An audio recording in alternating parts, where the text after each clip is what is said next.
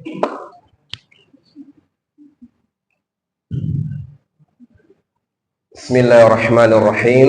Assalamualaikum warahmatullahi wabarakatuh.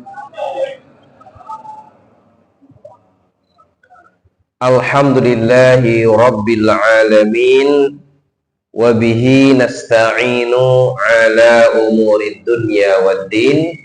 Wa sallallahu ala sayyidil mursalin Muhammadin sallallahu alaihi wasallam wa ala alihi wa sahbihi ajma'in, amma ba'd.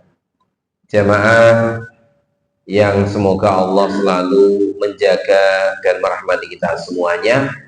Alhamdulillah, kembali kita diberi Allah kemudahan untuk duduk-duduk menghadiri majelis ilmu, majelis yang Nabi sabdakan merupakan raudhatun min riyadil jannah, merupakan taman di antara taman-taman surgawi. Majelis yang dengannya Allah akan memberikan ampunan kepada kita semua, karena batu-batu, pohon-pohon, makhluk yang tadi kita lewati semuanya memintakan ampun untuk orang yang mau mencari ilmu. Salawat salam untuk Nabiullah Nabi Muhammad sallallahu alaihi wasallam yang telah mewariskan dua warisan berharga, yaitu kitab Allah dan sunnahnya yang digali oleh para ulama-ulama yang soleh, sehingga akhirnya ilmu itu menyebar ke seluruh penjuru dunia, menerangi kegelapan dunia menjadi kehidupan yang beradab dan berbudaya yang baik. Juga untuk keluarga beliau, sahabat beliau, dan pengikutnya setia sampai hari kiamat. Kita mulai dengan bacaan basmalah. Bismillahirrahmanirrahim. Jemaah sekalian, pada malam ini kembali kita melanjutkan kajian kitab Al-Bahru Ar-Ra'iq, yang kita masuk bab tentang racun-racun hati. Kita tahu maksiat itu intinya adalah merusak hati. Tapi apa saja yang lebih diperhatikan dalam kitab ini disebutkan, wa nakhus bi dzikri huna insyaallah taala khamsata sumumin min sumil qalbi. Secara khusus kami di sini menyebutkan insyaallah 5 racun dari racun-racun hati. Dan dia tentunya racunnya sangat banyak, tapi inilah 5 hal yang paling berpengaruh kepada rusaknya atau baiknya hati, yaitu dengan 5 racun hati ini. Yang pertama, wa ya fudulul kalami, wa fudulun nadhari, wa fudulul mukhalatati, wa fudulul ta'ami, wa fudulun naumi. Jadi ada 5 yang merusak hati, racun hati. 1, fudulul kalam, berlebihan dalam berbicara. Berbicara yang tidak memberikan manfaat, itu nanti meracuni hati. Ya, nanti macam-macam ya, ada ghibah, ada namimah, ada mencela, dan sebagainya. Nanti kita bahas. Yang berikutnya tadi apa? Fudulun nazar, terlalu banyak melihat hal-hal yang Allah haramkan. Itu juga akan merusak akal, merusak jiwa. Kemudian fudulul mukhalatati, berlebihan dalam bergaul dengan manusia, sehingga tidak ada waktu untuk tahanus, untuk khulwah sama Allah, untuk merenung sama Allah. Dia sibuk bersama manusia dengan perkumpulan yang macam-macam, akhirnya mengeraskan hati. Kemudian fudulul ta'ami, berlebihan dalam makan. Ini juga membuat kekenyangan, akhirnya nggak bisa mikir, ngontak-ngantuk terus gitu ya, akhirnya tidak bisa beribadah kepada Allah Ta'ala. Yang berikutnya fudulun naumi, berlebihan dalam tidur. Yang ini juga menghabiskan waktu. Itulah 5 hal yang disebutkan sebagai racun-racun hati. Kita masuk yang pertama, fudulul kalami, yaitu berlebihan dalam berbicara. Jemaah sekalian, Disebutkan di sini bahwa lesan ini merupakan nikmat Allah Ta'ala kepada kita. Bagaimana tidak, lesan inilah yang bisa menyampaikan maksud hati kita, maksud akal kita. Allah berikan kita lesan yang bisa menyampaikan apa yang kita inginkan. Sebuah kenikmatan. Kita akan merasakan nikmat apabila kita melihat orang yang tidak bisa berbicara. Dan banyak orang yang dulunya bisa berbicara kemudian tidak bisa berbicara. Siapa itu? Orang yang kena stroke. Bukan begitu? Banyak orang-orang yang terkena stroke, betapa sadar kita, ya Allah nikmatnya berbicara. Kalau sudah diambil yang bisa ngomong, ya Allah, sadar kita betapa nikmatnya bisa berbicara. Tetapi selain ini nikmat yang besar yang bisa menjadikan seseorang itu tinggi kedudukan di hadapan Allah, yang bisa menjadi seorang itu berubah menjadi beriman, yang menjadikan dia makamnya mulia karena kalimat-kalimat thayyibah. Juga kalau nggak hati-hati, lesan pula yang bisa menjadikan orang tergelincir ke neraka dalamnya dengan perbuatan-perbuatan maksiat dari lesan itu. Jadi luar biasa ini lesan ini, selain nikmat juga sebuah ujian yang kalau tidak hati-hati juga bisa menjerumuskan manusia dalam neraka jahanam. Disebutkan dalam sebuah hadis riwayat Imam Tirmidzi. Hadisnya ini hasan sahih. Nabi bersabda kepada Mu'adz bin Jabal radhiyallahu anhu, yang waktu itu Nabi mengingatkan untuk apa? Amsik alaika lisanak, jagalah lesanmu. Kemudian Mu'adz bin Jabal itu radhiyallahu bertanya, apakah manusia akan masuk neraka gara-gara lesan ya Rasulullah? Apa bisa masuk neraka gara-gara lesan? Cuma ngomong aja gitu. Apa kata Nabi? Wal yakubun nasu fin nari ala wujuhihim au qala ala manakhirihim illa hasaidu alsinatihim. Apa yang membuat manusia itu ditelungkupkan wajah mereka ke dalam neraka atau tengkuk mereka ke dalam neraka, kecuali karena hasil perbuatan lesan mereka yang mungkin digunakan untuk perkara-perkara yang haram, baik itu ucapan syirik misalnya. Jadi kata-kata ini kalau nggak jadi syirik ya. Misalnya apa ucapan syirik? Ya mengakui misalnya ada yang ngomong dengan kesadaran, ya aku maunya nyembah Allah dan nyembah batu misalnya. Syirik nggak ucapan seperti ini? Syirik, contoh ucapan. Kalau nggak hati-hati.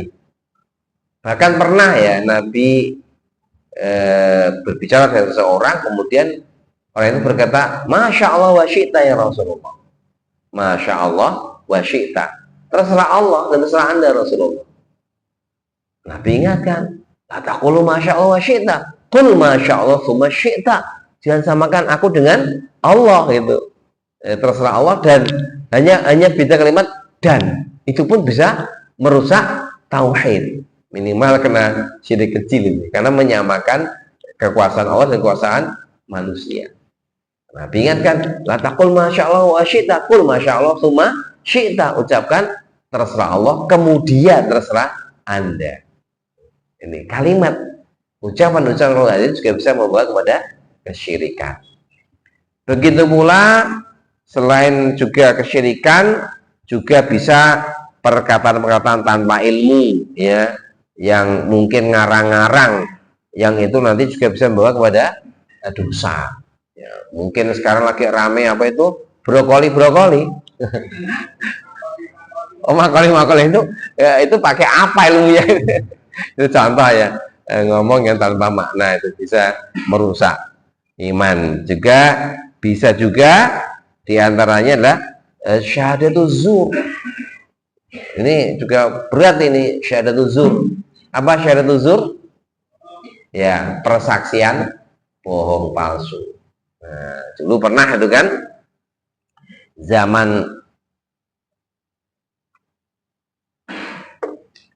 sahabat Sa'ad bin Abi Waqqas radhiyallahu anhu mimpin Kufah. Nah, itu Dilaporkan Sa'ad bin Waqqas kepada Khalifah Umar radhiyallahu anhu. Dia ngaco, ya Khalifah ini orang soalnya nggak beres.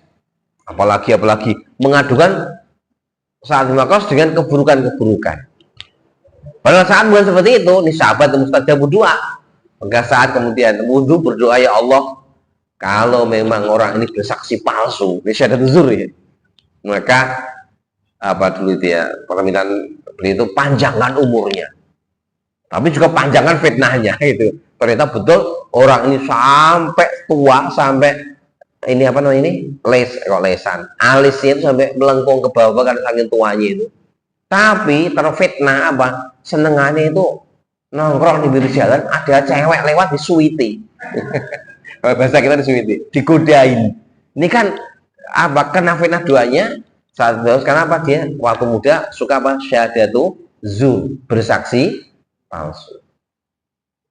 Sekarang kira-kira ada nggak orang yang suka saksi palsu? Oke, Pak. Terus hati-hati. Kita jangan sampai ini dosa besar. Beliau pernah itu ya, kalau nggak salah itu beliau sedang duduk santai itu. Kemudian setelah itu Rasulullah SAW itu datang orang, kemudian maukah kamu saya beritahu akbarul kata itu dosa yang paling besar? Mau Rasulullah. Beliau pertama santai itu. Isyraku billah, hukumul walidain, summa muttaqi, summa jelas. Kemudian beliau waktu duduknya langsung berkata, ala wa qauluz zur, ala wa syahadatuz zur, ala, ulang-ulang, wa qauluz zur wa syahadatuz zur. Ingat-ingat perkataan dusta, ingat-ingat saksi dusta, diulang-ulang sampai sahabat berkata, la tahu sakata, semoga Nabi berhenti. Karena saking terulang-ulang. Ini menunjukkan betapa perhatian Nabi yang mungkin lihat dapat semacam apa pemberitahuan bahwa ini akan terjadi banyak pada kalangan umat Islam di akhir zaman. Sekarang perkataan dusta kan kayak biasa Pak ya Bu ya, di mana-mana saksi dusta. Itu banyak para pedagang itu nggak tadi sudah sering koluzur, wasyaratul zur gitu kan. Ngomong dusta. Wah ini manis loh Mas, mantap ini, gitu kan. Padahal yang manis cuma yang di atas, yang bawah pahit misalnya. Saya menjadi saksi ini sudah dibeli orang 10 juta, padahal nggak ada yang beli misalnya. Ini kan syahadat zur. Ini banyak terjadi sekarang ini, mencari orang yang sidik itu malah agak sulit. Kebanyakan orang-orang yang suka zur nanti. Ini dosa-dosa besar. Itu dengan apa? Lesan. Sihir juga dengan lesan, ya kan? Dengan mantra-mantra. Maka mantra-mantra dan apa itu tiupan-tiupan itu juga dengan lesan. Menuduh, qadzaf juga dengan lesan. Nanti dusta, ghibah, namimah dan yang lain-lainnya itu semua sangat terkait dengan dosa-dosa lesan. Jadi ini betul-betul harus kita perhatikan, kita waspadai lesan kita terus saling mengingatkan, karena lesan ini kadang-kadang tidak terasa itu produksi dosanya banyak sekali. Oleh karena itu dalam hadis Nabi itu memang Nabi lebih banyak menghasung untuk jangan banyak bicara yang tak punya makna. Kita buka hadis-hadisnya. Qala ini dari Abdullah As-Saqafi radhiyallahu anhu. Qala berkata, qultu ya Rasulullah, ma akhwafa ma takhafu alayya. Ya Rasulullah, apa sesuatu yang paling Anda takutkan kepadaku? Coba Rasul sebutkan tentang aku yang paling Anda takutkan kepada aku apa itu? Qala hadza. Beliau bersabda ini, sambil beliau menunjuk kepada lesan beliau, lesannya. Ini hadis riwayat Tirmidzi, hadisnya hasan sahih. Ya, jadi Nabi sangat perhatian kepada urusan lisan.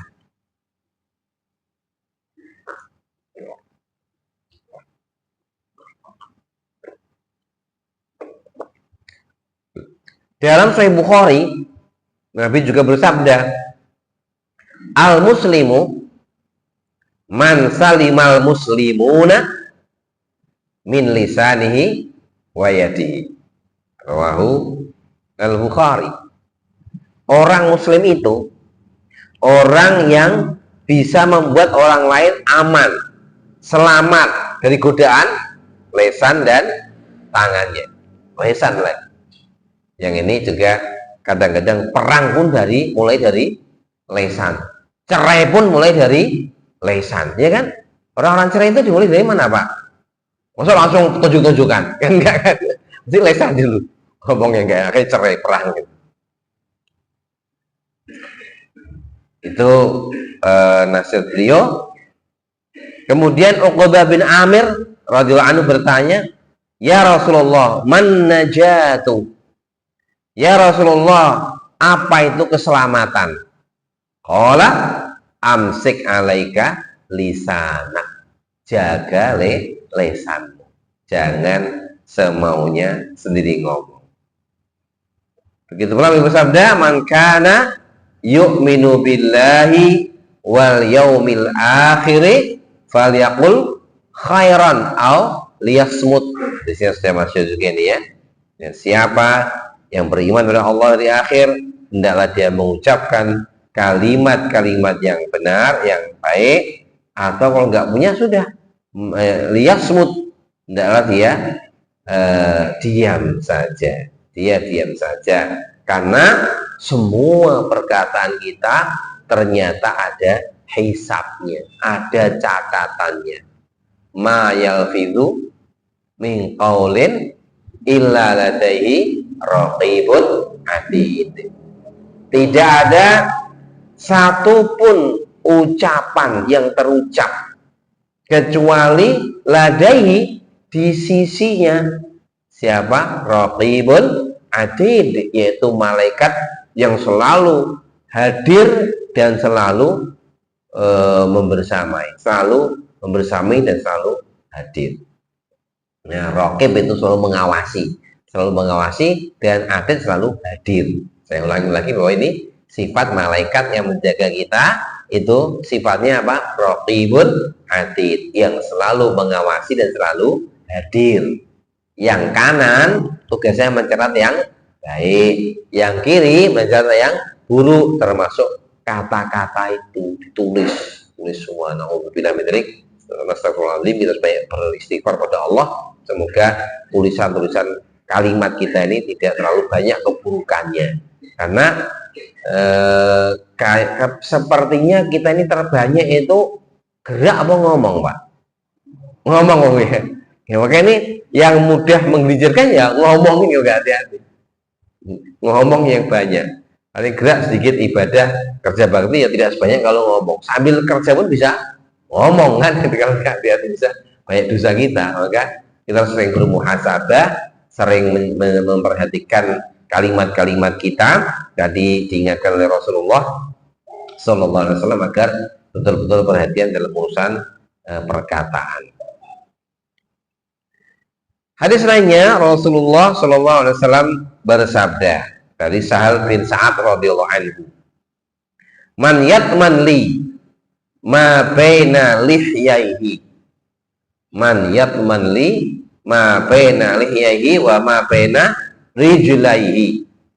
Siapa yang menjamin untukku apa yang ada di antara dua jenggotnya.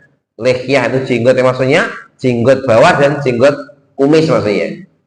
Siapa yang menjaga antara kumis dan jenggotnya, maksudnya adalah mulut. Wa ma baina rijlaihi, dan apa yang ada di antara dua kakinya, maksudnya adalah kemaluan. Atman lahu al jannata, saya menjamin untuknya mendapatkan surga. Jadi itu jaminan Nabi, asal kita ini menjaga lisan dan menjaga kemaluan, tidak berbuat zina, dan lisan kita juga tidak berbuat maksiat yang banyak, Nabi berani menjamin kita mesti akan masuk surga. Itu tentang lisan ya, yang sangat besar perannya untuk keselamatan kita di dunia dan di akhirat. Dan sama sekalian Nabi juga pernah ingatkan,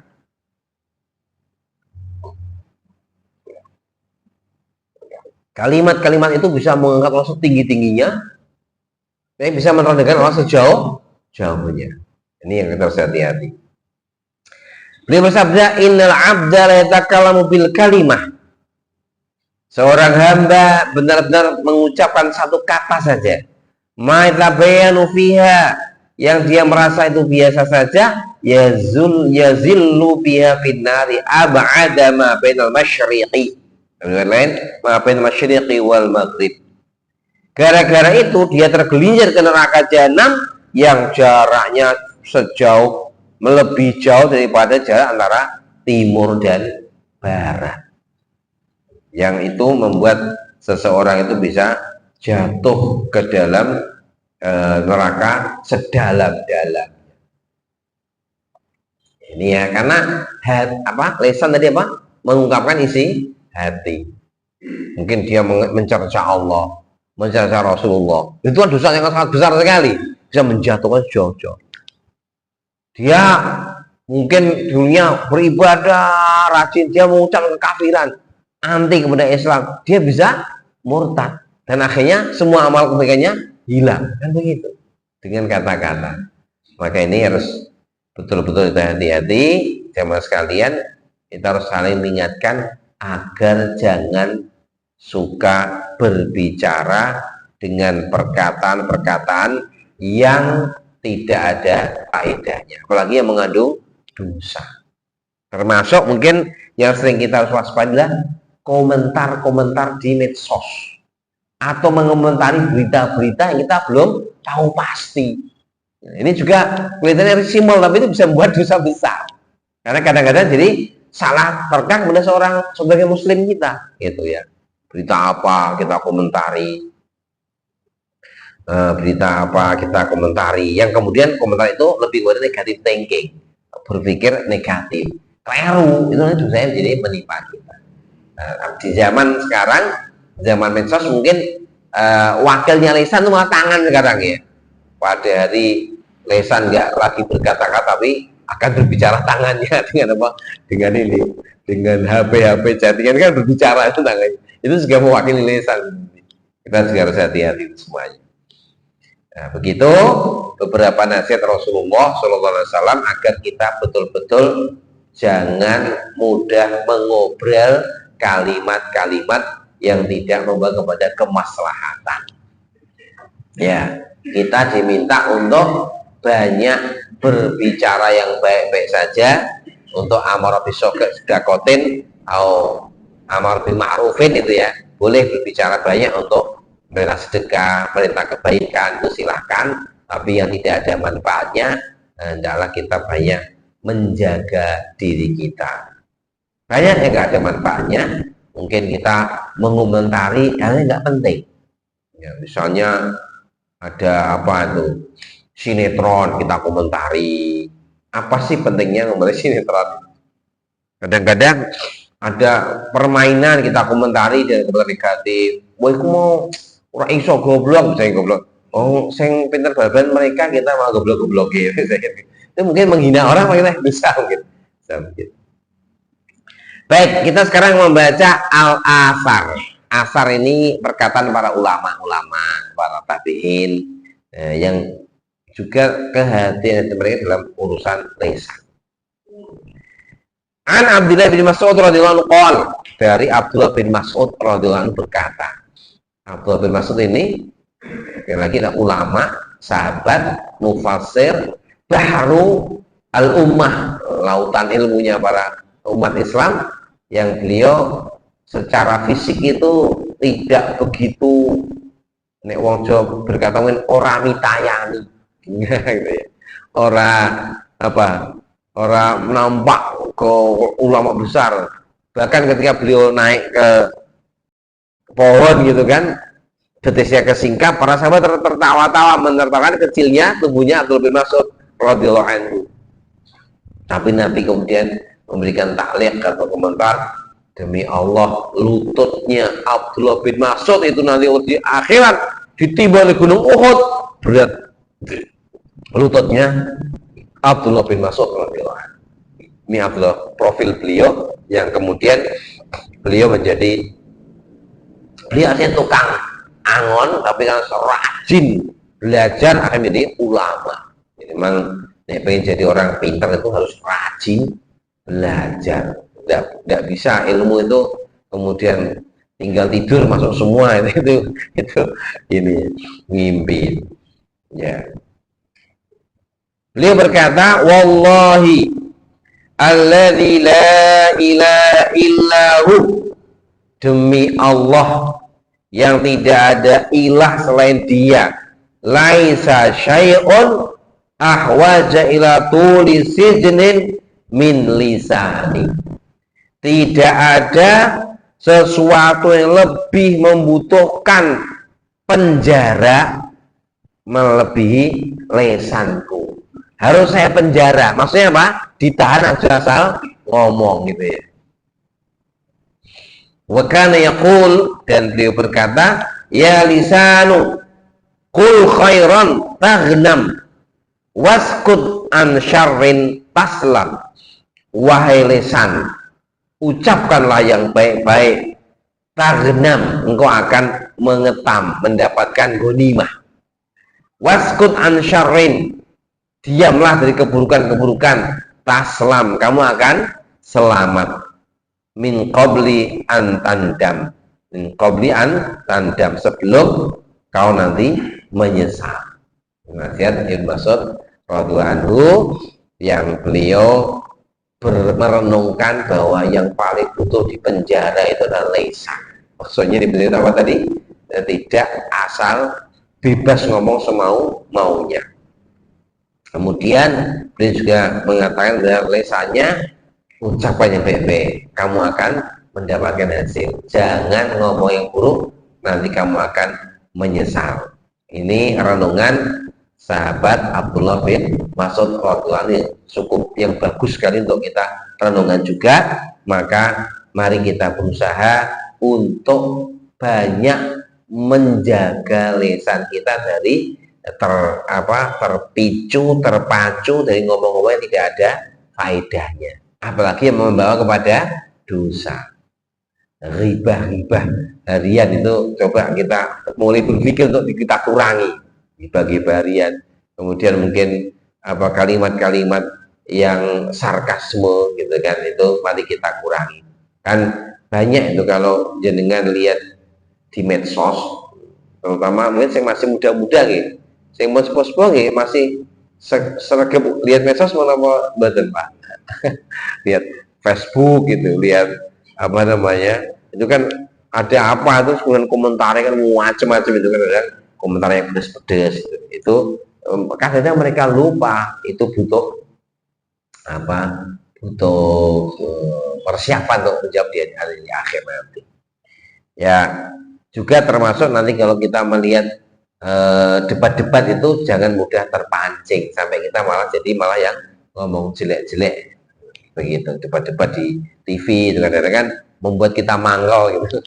Nah, tapi kalau antum dalam rangka membela agama ya tidak apa-apa. Misalnya antum melihat mau nikah itu ya ngertos mau nikah, yang paling mangkal gitu loh. Perempuan mangkal. Saya debat sama siapa, pernah sama Ustaz Adi Hidayat, sama siapa itu yang relawan Ustaz Husain itu kan kadang beliau kan ngomongnya mangkal gitu, menjauh dari rasa kemanusiaan aja sudah ada, tidak mau dia tidak Islam ya, dia mesti kan dia bukan Islam. Nah itu ya nggak apa, kita memberi komentar untuk membela kepada Islam, tetapi jangan sampai melampaui batas juga. Nanti kita tidak boleh berbuat melampaui batas meskipun kepada orang kafir. Ya. Kemudian sahabat lain Abu Darda radhiyallahu anhu berkata, Abu Darda ini sahabat yang sangat zuhud, ya. Beliau punya warung yang laris itu di dekat pasar Madinah, di dekat Masjid Nabawi. Malah beliau jual atau beliau suruh orang lain menjaga, atau beliau merasa tidak bisa menyatukan antara dagang dan ibadah. Ya, beliau mutafrik ibadah pada Allah Ta'ala. Mungkin kalau sekarang ya ibadah tapi tokonya seuntung gitu. Orang sekarang ada yang ketok santai gitu ya, sholat, ngaji, ngobrol, duitnya oke. Karena mungkin dia punya apartemen, punya apa yang disewakan, jadi datang itu bagus juga kalau kita punya pasif income gitu. Jadi income keluar terus, tetapi dengan tidak terlalu sibuk. Abu Darda milih yang seperti itu. Beliau radhiyallahu anhu milih mutafawid dalam ibadah. Jadi termasuk sahabat yang sangat ahli ibadah, yang bahkan ini kan pernah sampai melampaui batas ibadahnya, gulu dalam ibadah. Kalau kita sih ketoknya bayangkan sih nggak asal gulu ya ibadahnya ya, kurang malah ya. Tadi sampai gulu. Gimana gulunya? Kan pernah ada cerita itu kan, Salman Al-Farisi radhiyallahu anhu datang ke rumah Abu Darda radhiyallahu anhu. Waktu itu beliau sedang pergi, yang nemui istrinya. Kemudian istrinya penampilannya mutabadzilah, kata mutabadzilah itu orang semrawut gitulah, kayak nggak pernah dandan gitu. Maka Salman tanya, Mbak, jadi kan kayak randi suami toh, kok apa namanya nggak pernah dandan untuk suamimu? Katanya Ummu Darda, lah gopo Salman, wong dulurmu itu nggak butuh saya lagi kok. Saudaramu itu nggak butuh perempuan. Yang butuh apa saya dandan merawat tubuh. Akhirnya setelah itu Abu Darda datang, langsung disambut, dikasih makanan. Salman tanya, Abu Darda, kamu nggak makan? Saya sedang puasa. Puasa terus tiap hari itu. Akhirnya Salman berkata, kalau kamu nggak makan, aku nggak mau makan. Akhirnya Abu Darda batalkan puasa. Habis Isya, Salman istirahat, Abu Darda langsung menuju musola. Mau kemana? Abu Darda mau ke masjid, mau ke musola. Musola itu tempat sholat di rumah. Kenapa? Mau tahajud. Nanti dulu sini, sudah dulu sama saya. Jam berapa? 11 bangun lagi. Mau kemana? Nanti dulu. Sampai sepertiga terakhir baru, ayo sekarang kita sholat. Nah itu baru Salman berkata, radhiyallahu anhu, wahai Abu Darda, saudaraku, inna lillahi haqqun laka. Allah itu punya hak atasmu. Wa inna kalaka haqqun ala nafsika, engkau punya hak juga atas dirimu. Wa li zaujatika li ailatika haqqun laka, keluargamu juga punya hak padamu. Maka fadi kulladzi haqqin haqqahu, maka laksanakanlah setiap yang punya itu hak-haknya. Jangan melampaui batas di satu sisi kemudian melupakan satu sisi yang lain. Itu inilah Abu Darda yang pernah berlebih-lebihan dalam takarrub pada Allah Ta'ala sampai meninggalkan hak-hak istrinya. Akhirnya diingatkan oleh Salman Al-Farisi radhiyallahu anhu. Kemudian terdengarlah cerita ini oleh Rasulullah SAW. Kemudian Nabi bersabda, sodako Salman, benarlah apa yang dikatakan Salman. Begitu. Jadi ini orangnya sangat zuhud, qanaah gitu, tipe Abu Darda gitu. Kemudian sangat tegas kepada kebenaran gitu. Nah beliau berkata, ansif udunaika min fika wa innama ju'ila laka udunani wa fahmin wahidin wa fahmun wahidun litastami aksar mimma tatakallam. Bersikaplah adil, bersikaplah pertengahan kepada udunaika, dua telingamu dari mulutmu dan satu mulutmu. Sesungguhnya dijadikan untukmu dua telinga dan satu mulut supaya engkau lebih banyak mendengar daripada banyak berbicara. Gitu ya. Ini apa? Hikmah yang diambil oleh Abu Darda Allah telah menciptakan kita ini dua telinga, satu mulut. Jangan saya mulutmu yang banyak ngomong, telingamu gak dengerin gitu. Jadi sebaiknya kembali dua telinga untuk mendengar yang lebih banyak daripada banyak berbicara. Ini maksudnya beliau juga mengingatkan kita untuk jangan terlalu banyak berbicara yang tidak bermanfaat tentunya.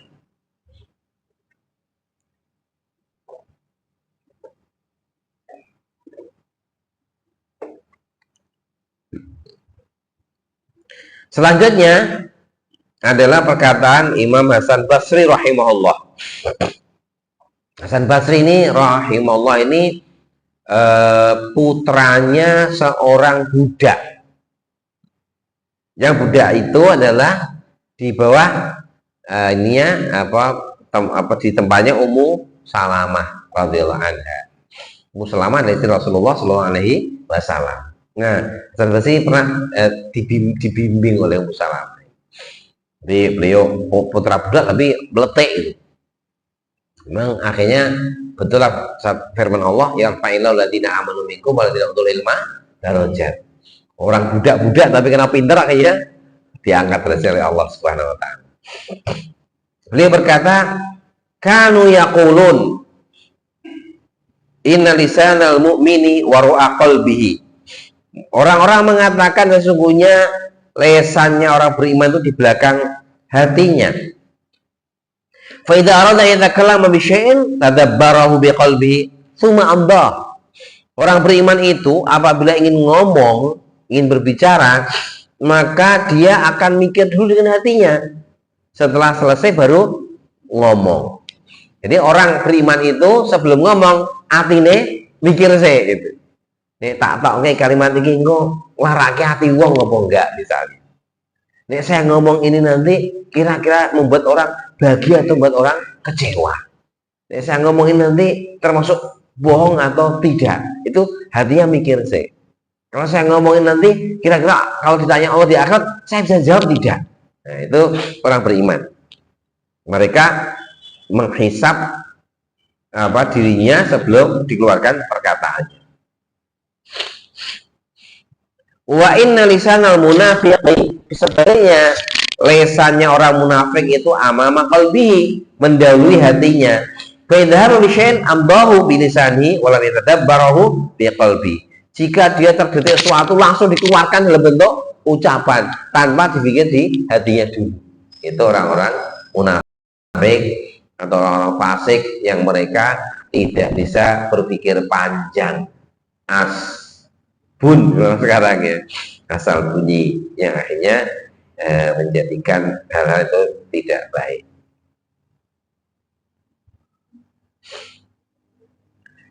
Begitu pula beliau berkata ma'aqila dinuhu man lam yahfad lisanahu.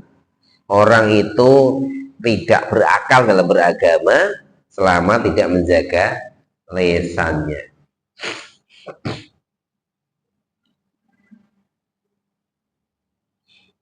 Baik, jamaah sekalian, kemudian dalam buku ini disebutkan jika engkau berkata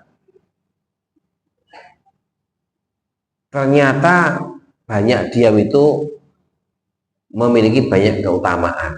Sebabnya apa? Gitu.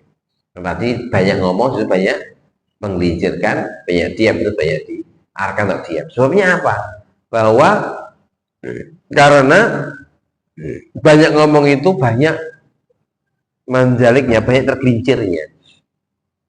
Baik itu nanti salah ngomong, baik itu nanti terjatuh kepada dusta, kepada ghibah, namimah, riya, nifak, kalimat-kalimat yang kotor, pengen melihat pujian, kemudian berbicara dalam kebatilan, ngomong enggak ada manfaatnya, batil-batil, kadang menjadikan pertengkaran, ya, kemudian menambah dan mengurangi dari sebuah realita, kemudian mengatakan kalimat yang menyakitkan hati, ya, dan banyak lagi.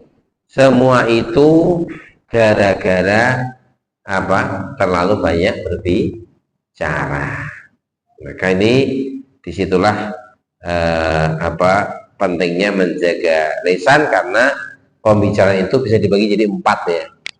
Pembicaraan yang isinya doror semuanya. Ini biasanya pembicaraan orang kafir, orang fasik yang hanya untuk merusak umat Islam. Misalnya pembicaraannya Zionis, itu ada manfaatnya nggak? Biasanya banyaknya untuk doror kepada orang Islam. Mereka merancang mau bunuh para mujahidin. Yang terbaru ini mereka bunuh siapa itu? Ismail Hania ya. Kita sedih kehilangan mujahid yang luar biasa. Semoga beliau sangat sehari ini sedang berbahagia karena bertemu Rabbnya dan dimuliakan Allah Subhanahu Wa Taala. Semoga kita berdoa karena dia berjuang yang luar biasa dalam berjihad fisabilillah. Saya pernah juga baca ceritanya, beliau ini ketika sedang jihad Brigade Al-Qasam itu kan pakai tutup semua itu, wajah semua.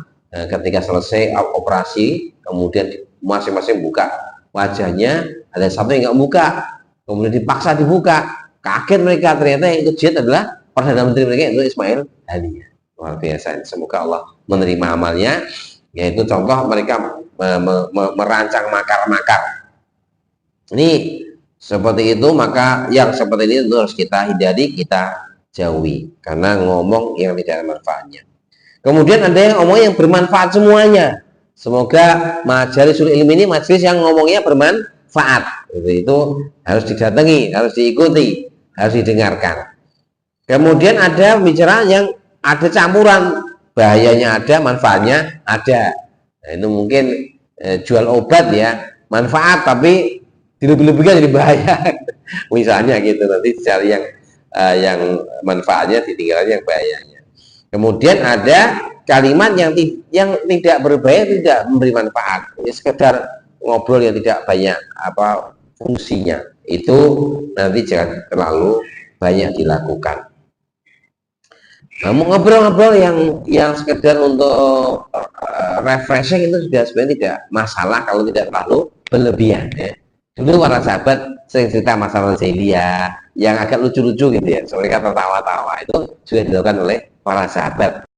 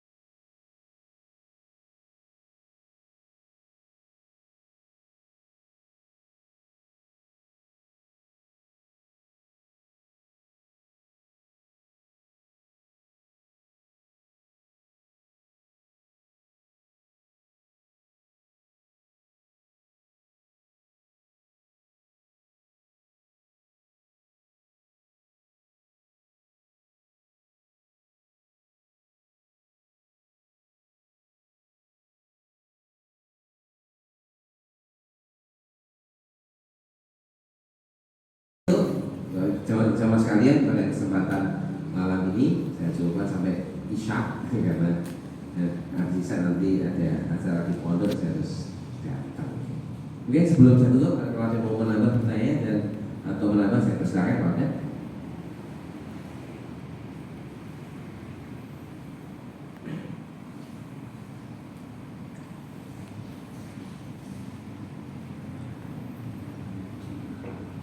Ini cukup ya, insya Allah jelas dari pengulangan yang sudah kita ketahui. Kali ini ilmu yang memang tidak butuh banyak diperdebatkan, cukup dirasakan dan dipraktekkan gitu ya. Ilmu hati itu kebanyakan dirasakan dan dipraktekkan. Semoga Allah memberikan kekuatan kita untuk mengamalkan yang baik-baik. Kita ajukan dengan doa kafaratul majlis. Subhanallah wa bihamdika asyhadu an la ilaha illa anta astaghfiruka wa atubu ilaik. Alhamdulillahirabbil alamin. Assalamualaikum warahmatullahi wabarakatuh.